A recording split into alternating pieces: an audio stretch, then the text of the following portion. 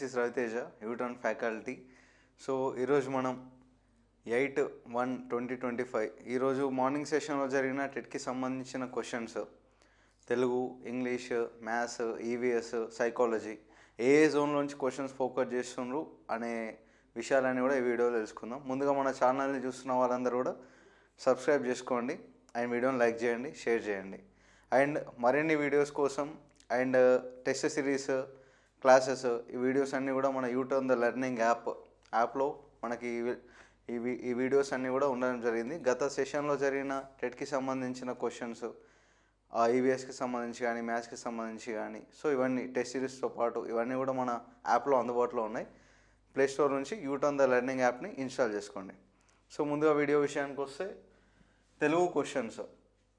తెలుగులో ఎక్కడి నుంచి క్వశ్చన్స్ వచ్చినాయి, ఏ జోన్ నుంచి వచ్చినాయి అంటే ఇక్కడ కొన్ని క్వశ్చన్స్ ఏ జోన్ నుంచి వచ్చినాయో ఇక్కడ మనం ఒకసారి డిస్కస్ చేద్దాం. ఫస్ట్ ఇక్కడ సింహాసన ద్వాత్రింశిక. సో ఇక్కడ సింహాసన ద్వాత్రింశిక అనేది ఏంది అని అడిగాడు.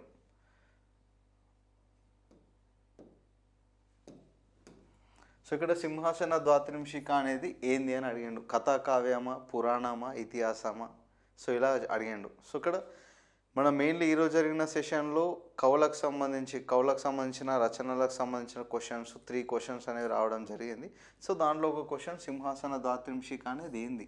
సో ఇలాంటి క్వశ్చన్ లాస్ట్ టైం డిఎస్సిలో కూడా రావడం జరిగింది. అంటే ఒక సెషన్లో సీత ఇష్టాలు అనేది ఏంది, అది గేయమా, బుర్రకథనా, ఇతిహాసమా, ప్రబంధమా, ఇలాంటి క్వశ్చన్స్ రేజ్ చేయడం జరుగుతుంది. సో ఇక్కడ సింహాసన ద్వాత్రింశిక అనేది ఏంది అని ఒక క్వశ్చన్ వచ్చింది. అండ్ నెక్స్ట్ దిగు సమాసం గురించి ఒక క్వశ్చన్ వచ్చింది. ఏంటంటే సంఖ్యావాచకం గల సమాసాన్ని ఏమంటారు, అట్లా 7 చేపలు, 7 సంఖ్య గల చేపలు, సో ఇలాంటివి. సో దిగు సమాసం పైన ఒక క్వశ్చన్ రావడం జరిగింది. అండ్ నెక్స్ట్ ద్వంద్వ సమాసం పైన ఒక క్వశ్చన్ రావడం జరిగింది. కింది వాణిలో ద్వంద్వ సమాసానికి ఉదాహరణ అని చెప్పేసి 4 ఆప్షన్స్ ఇవ్వడం జరిగింది. దాంట్లో కరెక్ట్ ఆన్సర్ అనేది ఫర్ ఎగ్జాంపుల్ ఇక్కడ కృష్ణుడు అర్జునుడు, సో ఇలాంటి ఆప్షన్ ఇవ్వడం జరిగింది.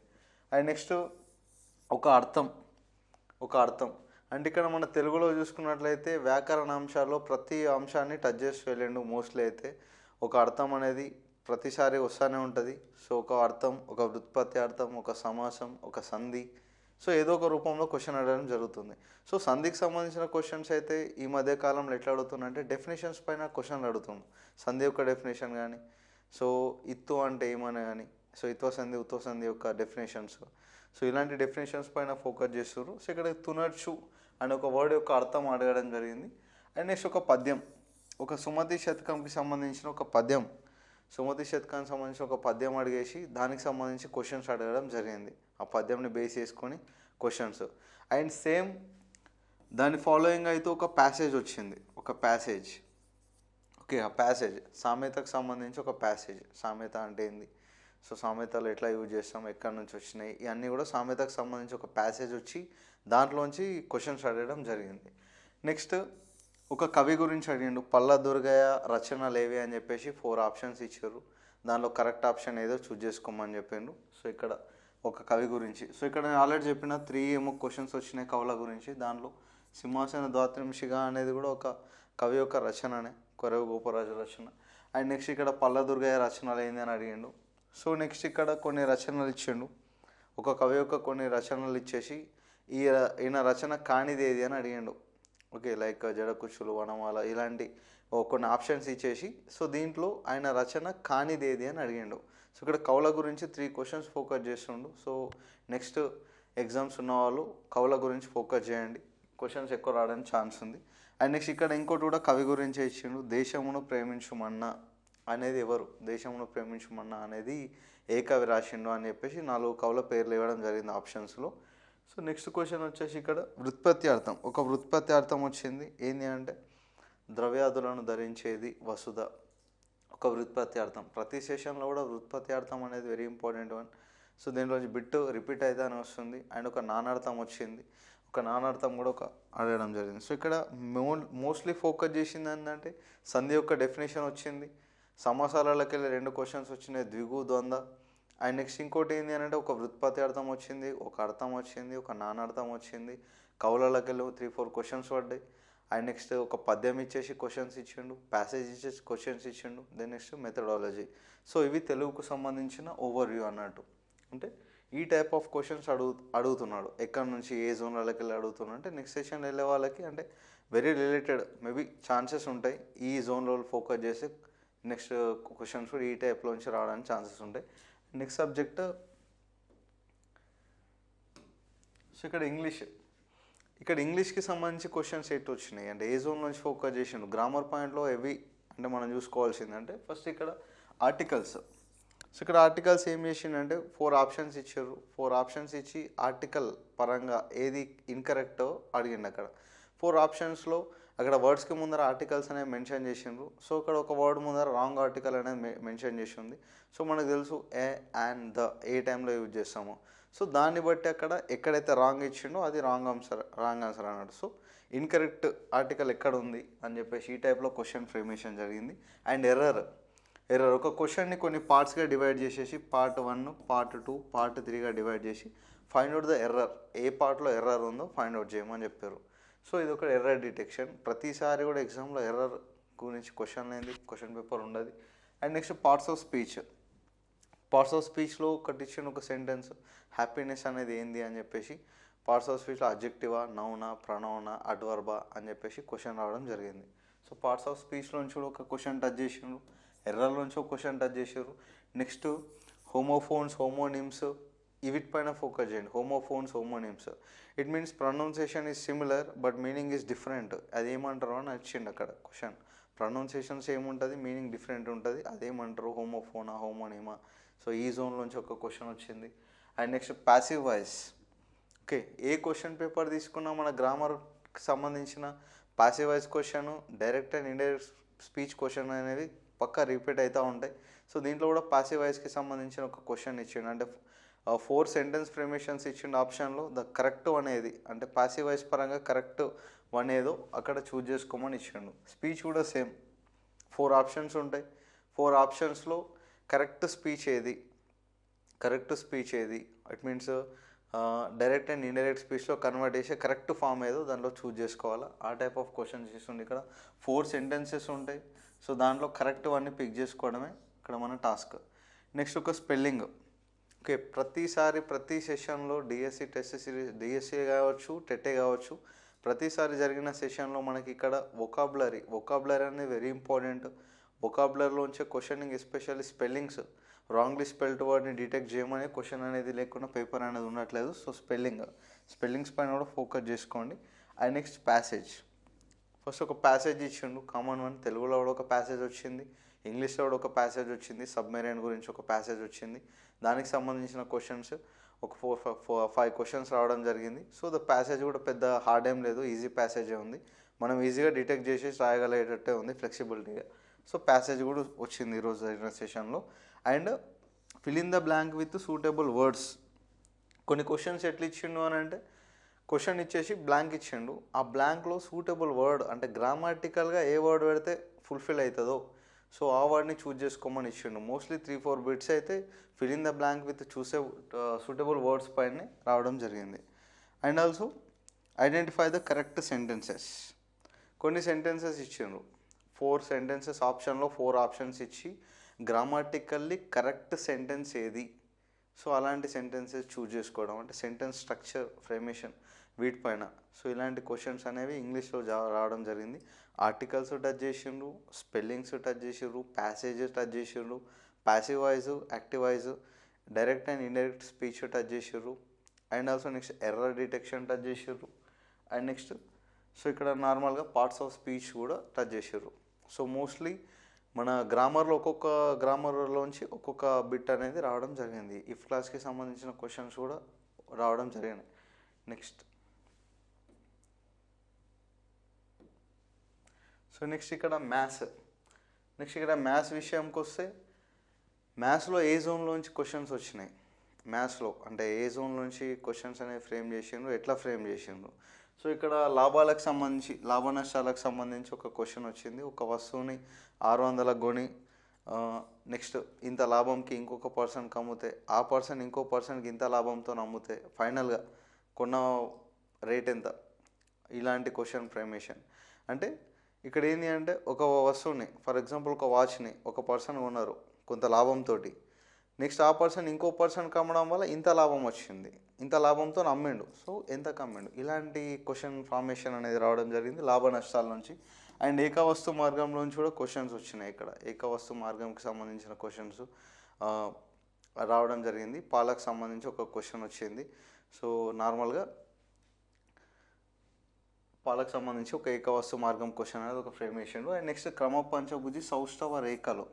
సో ఇక్కడ సౌష్ఠవ రేఖల గురించి క్వశ్చన్ అడిగింది. సౌష్ఠవ రేఖలు నార్మల్గా చూసుకున్నట్టయితే సౌష్ఠవ రేఖల అనే క్వశ్చన్ అనేది రిపీట్ అవుతూ ఉంది ప్రతిసారి కూడా. సో ఇక్కడ క్రమ పంచభుజి యొక్క సౌష్ఠవ రేఖలు ఎన్ని అని చెప్పేసి ఒక క్వశ్చన్ ఫ్రేమ్ చేసిండ్రు. అండ్ ఇక్కడ త్రిభుజ నిర్మాణం, ఇక్కడ ఆప్షన్స్లో 4 కొలతలు ఇచ్చేసిండ్రు, సో అండ్ సో. సో ఇక్కడ 4 కొలతల్లో ఏ కొలతతో త్రిభుజాన్ని నిర్మించలేము అని అడిగాడు. సో ఇక్కడ కొలతల్లో ఏ కొలతతోటి త్రిభుజాన్ని నిర్మించలేము అనే ఒక క్వశ్చన్ రావడం జరిగింది. అండ్ నెక్స్ట్ త్రిభుజాకార పట్టకం యొక్క శీర్షాల సంఖ్య. సో ఇక్కడ అంచులు, తలాలు, శీర్షాలు.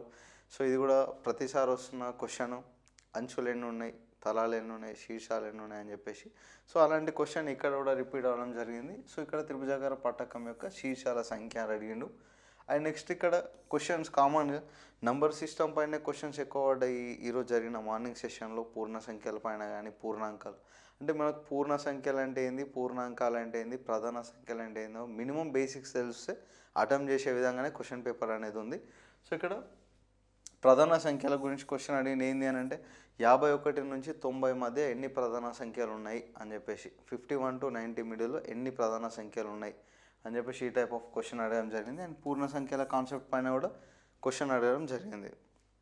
నెక్స్ట్ సో ఇక్కడ క్వశ్చన్ ఇచ్చింది ఏంటి అంటే దీర్ఘచతురస్రం, చతురస్రం చుట్టుకొలత వైశాల్యాల పైన క్వశ్చన్ రావడం జరిగింది. ఏంటంటే దీర్ఘచతురస్రం యొక్క చుట్టుకొలత చతురస్రం యొక్క చుట్టుకొలత సమానం.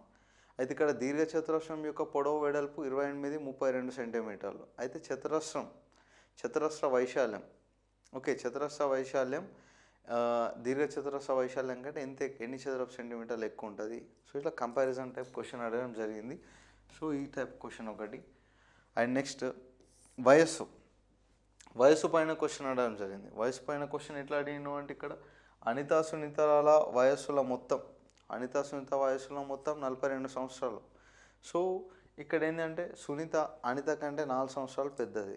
అయితే 5 సంవత్సరాల తర్వాత అనితా సునీతల వయస్సుల నిష్పత్తి. సో ఇక్కడ నిష్పత్తి అనుపాతంలోంచి ఇక్కడ వయస్సు అనే కాన్సెప్ట్ పైన బేస్ చేసుకొని క్వశ్చన్ అడగడం జరిగింది. అండ్ నెక్స్ట్ మధ్యగతం, కొన్ని వాల్యూస్ ఇచ్చేసిండ్రు, 11 వాల్యూస్ ఇచ్చేసి దాంట్లో మధ్యగతం ఏదో ఫైండ్ అవుట్ చేయమని ఒక క్వశ్చన్ రావడం జరిగింది. అండ్ నెక్స్ట్ కమ్మి రేఖా చిత్రాలు, డాటా అనాలిసిస్. సో ఇక్కడ కమ్మి రేఖా చిత్రాలకు సంబంధించి పొడవైన కమ్మి దేన్ని సూచిస్తుంది అని చెప్పేసి క్వశ్చన్ రావడం జరిగింది. సో ఓవరాల్గా మ్యాథ్స్ చూసుకున్నట్లయితే అంటే మోస్ట్లీ ఏ జోన్స్ ఫోకస్ చేస్తుండో ఇక్కడ కొన్ని క్వశ్చన్స్ అనేవి మనం డిస్కస్ చేసుకోవడం జరుగుతుంది ప్రజెంట్. సో ఇక్కడ లాభ నష్టాలకు సంబంధించి ఏకవస్తు మార్గం, సో ఇక్కడ సౌష్ఠవ రేఖలు, త్రిభుజాల నిర్మాణం కానీ, అండ్ శీర్షాల సంఖ్య కానీ, పూర్ణాంకాలు, పూర్ణ సంఖ్యలు, ప్రధాన సంఖ్యలు, అండ్ నెక్స్ట్ వైశాల్యాలు, చుట్టుకొలత వైశాల్యాలు, అండ్ వయసు ప్రాబ్లం, నిష్పత్తి అనుపాతం కావచ్చు, అండ్ మధ్యగతం, దత్తాంశం సంబంధించిన టాపిక్స్లోంచి క్వశ్చన్స్ అనేవి ఈరోజు జరిగిన మార్నింగ్ సెషన్లో జరిగిన టెట్లో ఇవి వచ్చిన కొన్ని క్వశ్చన్స్ ఇవి. నెక్స్ట్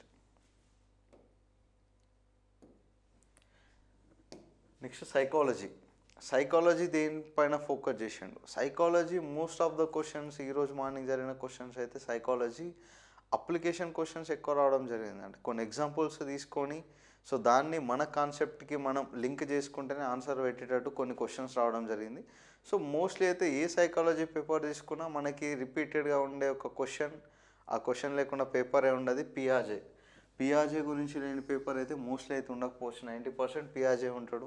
సో ఇక్కడ పియాజేకి సంబంధించిన క్వశ్చన్ కూడా ఒకటి వచ్చింది. ఒక పాప ఒక చిన్న బొమ్మని చిన్న బొమ్మని తనతోనే ఉంచుకొని ఆ బొమ్మకే తినిపించడం కానీ, ఆమె నిద్ర అయినప్పుడు బొమ్మకు కూడా నిద్ర కూర్చోడం కానీ. సో ఈ టైప్ ఆఫ్ చేస్తుంది అని అంటే అదేంది అంటే పియాజే ప్రకారం ఏ స్టేజ్లో ఉంది అని చెప్పేసి అడగడం జరిగింది. ఇక్కడ ఇంద్రియ చాలక దశ, పూర్వ ప్రచాలక దశ, మూర్త ప్రచాలక, అమూర్త ప్రచాలక దశలు ఉంటాయి. సో ఈ దశల్లో ఈ బిహేవియర్ అనేది ఏ దశకు సంబంధించి అని చెప్పి క్వశ్చన్ ఫ్రేమేషన్ చేయడం జరిగింది. అండ్ ఎరిక్ ఎరిక్సన్ ప్రకారం మనకు ఆల్రెడీ అక్కడ కొన్ని ఉంటాయి, సిగ్గు, సంశయం, చొరవ, అపరాధం, ఒక్కొక్క దశలో ఒక్కొక్కటి ఉంటుంది. సో ఇక్కడ ఆ టైప్ ఆఫ్ పాఠశాల దశకు సంబంధించి ఒక క్వశ్చన్ అడగడం జరిగింది. అండ్ బ్రూనర్ బ్రూనర్ బోధనా సిద్ధాంతం పైన కూడా ఒక క్వశ్చన్ ఫ్రేమేషన్ చేయడం జరిగింది. అండ్ నెక్స్ట్ చామ్స్కీ భాషా వికాసం పైన కూడా.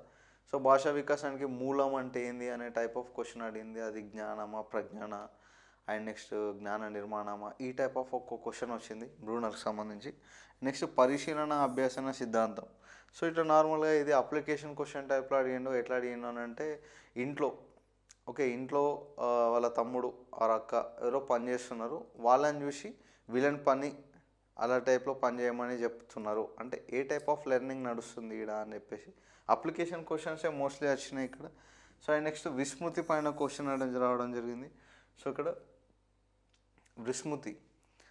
విస్మృతి పైన కూడా అప్లికేషన్ టైప్ క్వశ్చన్ రావడం జరిగింది. అండ్ జోనల్ ప్రాక్సిమల్ డెవలప్మెంట్, సామీప్య వికాసం. సో ఇక్కడ zone of proximal development question ఏంటి అంటే, 8th క్లాస్ చదివే పిల్లడు 11th క్లాస్ సంబంధించిన సామర్థ్యాలు కూడా చేస్తుండే ఉపాధ్యాయుని సహకారంతో. సో ఆయన స్టాండర్డ్స్ ఎక్కడి వరకు ఉన్నాయని చెప్పేసి ఇక్కడ క్యాల్కులేషన్కి సంబంధించిన క్వశ్చన్ రావడం జరిగిందంటే, క్యాల్కులేషన్ సంబంధించిన క్వశ్చన్స్ ఉంటాయి సైకాలజీలో, ఆ టైప్ అప్లికేషన్ ఇక్కడ జోన్ ఆఫ్ ప్రాక్సిమల్ డెవలప్మెంట్ నుంచి ఇవ్వడం జరిగింది. అండ్ ఇక్కడ నెక్స్ట్ క్వశ్చన్ ఎట్లా వచ్చిందంటే, కొత్త ఆవిష్కరణలు ఏదైనా చేద్దామంటే దానికి ఆధారమైన సిద్ధాంతం ఏది అని చెప్పేసి కింద యత్నదోష సిద్ధాంతమా, కార్యసాధక సిద్ధాంతమా, సో ఇట్లా శాస్త్రీయ నిబంధన, అంటే కొత్త ఆవిష్కరణలు చేయడానికి ఉపయోగపడే సిద్ధాంతం ఏది అని చెప్పేసి. అంటే psychology most of the questions అయితే అప్లికేషన్ మోడల్లోనే రావడం జరిగింది. అండ్ నెక్స్ట్ సో ఈ ప్రాగ్భావన దశ ఇక్కడ ఆల్రెడీ మనం పియాజేలో డిస్కస్ చేసుకున్న దశని. అండ్ ఎన్సిఎఫ్ పైన క్వశ్చన్స్ రావడం జరిగింది. ఎన్సిఎఫ్ పైన 2-3 క్వశ్చన్స్ అయితే రావడం జరిగింది ఓవరాల్ సెషన్లో. సో ఎన్సిఎఫ్ ఫోకస్ చేయండి. అండ్ మోస్ట్లీ సైకాలజీకి మట్టుకు మాత్రం వీళ్ళందరి గురించి కూడా నెక్స్ట్ సెషన్లో రాసేవాళ్ళు, అంటే దీనిలోంచి క్వశ్చన్స్ రావడానికి ఛాన్సెస్ ఉన్నాయి.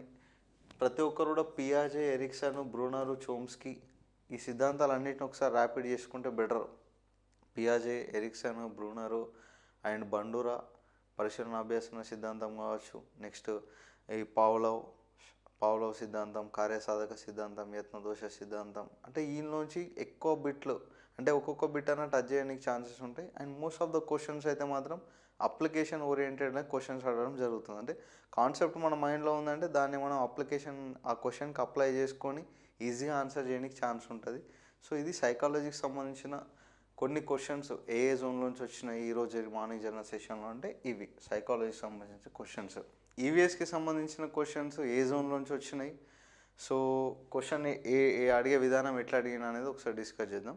సో ఇంతకుముందు కూడా నేను అంటే గతంలో జరిగిన టెట్కి సంబంధించిన ఈవీఎస్కి సంబంధించిన ప్రతి పేపర్ కూడా మన వీడియో రూపంలో చేయడం జరిగింది. ఆ వీడియోస్ అన్నీ కూడా యూటర్న్ ద లెర్నింగ్ యాప్లో అవైలబుల్ ఉన్నాయి. సో ప్లేస్టోర్లోంచి యూటర్న్ ద లెర్నింగ్ యాప్ని ఇన్స్టాల్ చేసుకోండి. అండ్ మన ఛానల్ని చూస్తున్న వాళ్ళు సబ్స్క్రైబ్ చేసుకోండి అండ్ వీడియోని లైక్ చేయండి, షేర్ చేయండి. సో ఇక్కడ ఈవీఎస్లో ఫస్ట్ క్వశ్చన్ అనేది, సో ఇక్కడ ప్రభుత్వం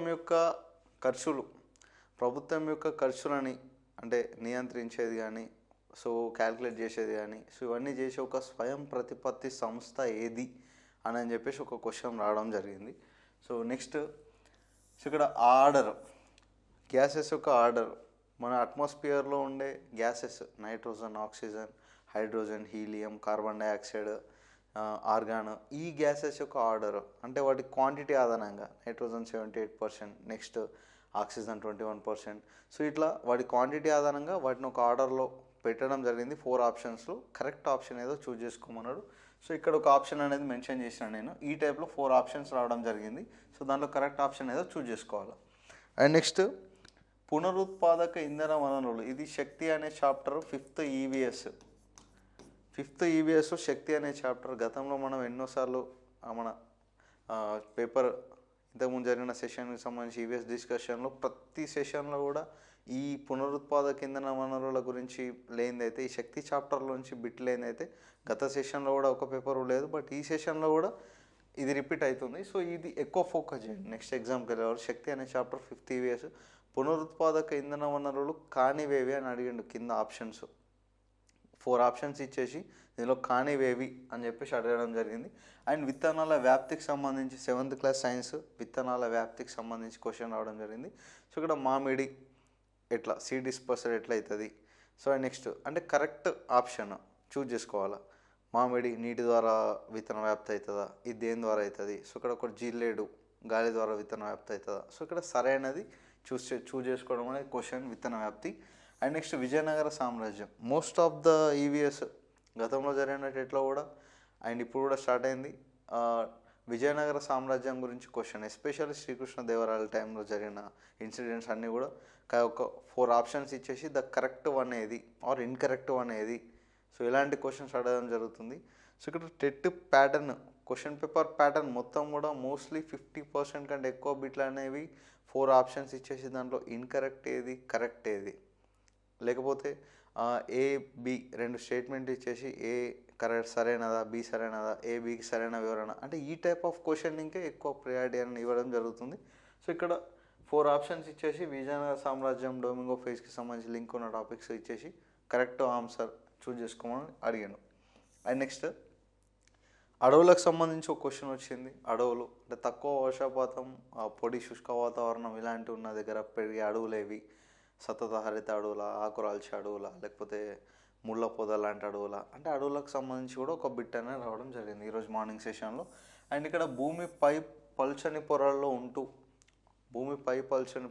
ఉంటూ విద్యుత్ బంధకంగా పనిచేసేది ఏది అని చెప్పేసి బాక్సైట్ అండ్ ఇనుము, మైకా, మాంగనీస్. సో ఇలాంటి 4 ఆప్షన్స్ ఇవ్వడం జరిగింది. అండ్ నెక్స్ట్ ఇక్కడ మన శరీర వ్యవస్థలు. సో ఇది కూడా 5th క్లాస్ ఈవీఎస్లో ఉంటుంది శరీర వ్యవస్థలు. సో శరీర వ్యవస్థలో మన కండరాల కదలికల్ని కంట్రోల్ చేసే వ్యవస్థ ఏది అని చెప్పి ఒక క్వశ్చన్ రావడం జరిగింది.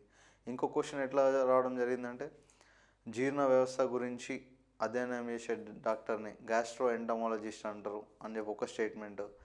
మన చిన్న ప్రేగులో ఆహారం జీర్ణం కావడానికి 3 to 5 hours టైం పడుతుంది ఒక స్టేట్మెంట్.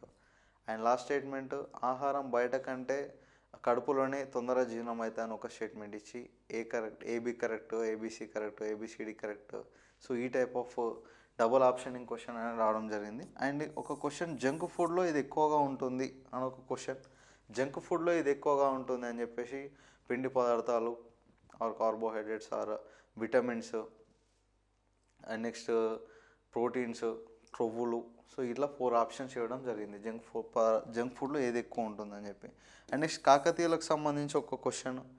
ఓకే, సో దీన్ని రచించింది ఎవరు అని చెప్పేసి ఇక్కడ కాకతీయ రాజుల గురించి గణపతి దేవుడు, రుద్రదేవుడు, రెండవ ప్రోల రాజు అని చెప్పేసి, సో రుద్రమాదేవి అని చెప్పేసి ఒక రచన, ఒక బుక్ రచన గ్రంథము సంథింగ్ ఇచ్చేసి కింద వీళ్ళు ఎవరికి సంబంధించి అనేది ఒక క్వశ్చన్ రావడం జరిగింది.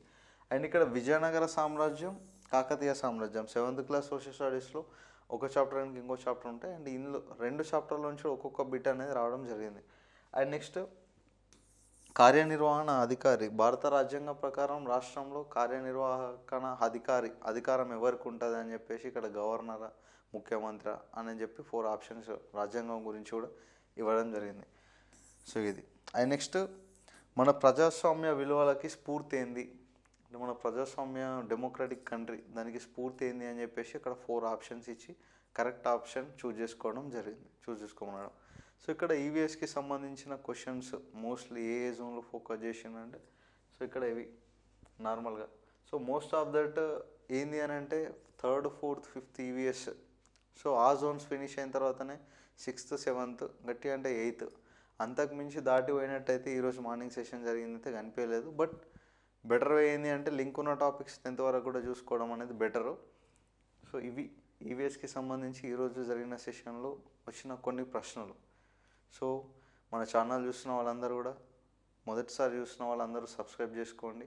అండ్ రెగ్యులర్గా చూస్తున్న వాళ్ళు లైక్ చేయండి, షేర్ చేయండి వీడియోని. అండ్ ప్లేస్టోర్ నుంచి యూట్యూబ్ లెర్నింగ్ యాప్ని ఇన్స్టాల్ చేసుకోండి మరిన్ని వీడియోస్ కోసం. అండ్ గతంలో జరిగిన టెట్కి సంబంధించిన ఎక్స్ప్లెనేషన్ వీడియోస్ కోసం అండ్ టెస్ట్ సిరీస్ల కోసం కూడా మన యాప్లో అన్నీ ప్రొవైడ్ చేయడం జరిగింది. Thank you.